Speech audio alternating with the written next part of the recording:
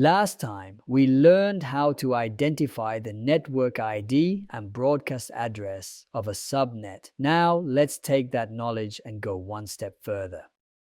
Imagine your network has 254 usable addresses, but you only need 50. That's wasteful. What if we could split it into smaller chunks? Let's say we want to divide 192.168.1.0/24 into 4 equal subnets. How do we do that?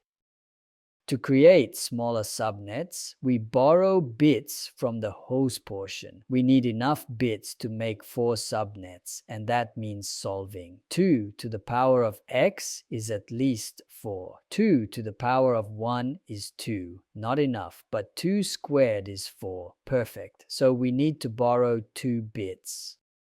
By borrowing 2 bits, we change our subnet mask from /24 to /26. In binary, that's 11000000 in the last octet. In decimal, it becomes 255.255.255.192. Now we've successfully created 4 subnets.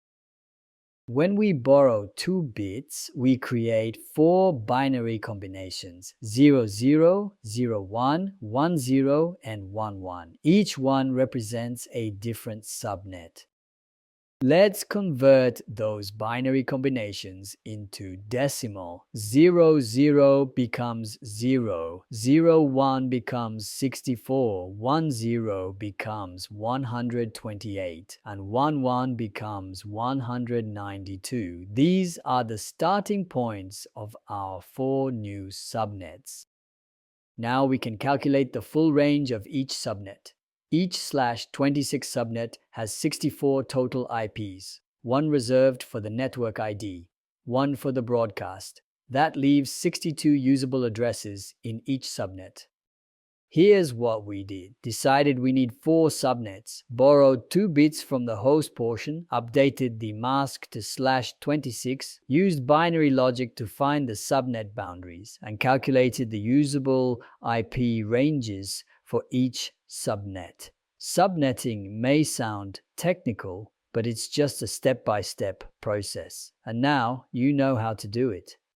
In the next episode, we'll explore shortcut tricks that make subnetting faster and easier, perfect for exams and real-world tasks. If this helped you, give it a like, share it with a friend, and don't forget to check out the next episode. Thanks for watching.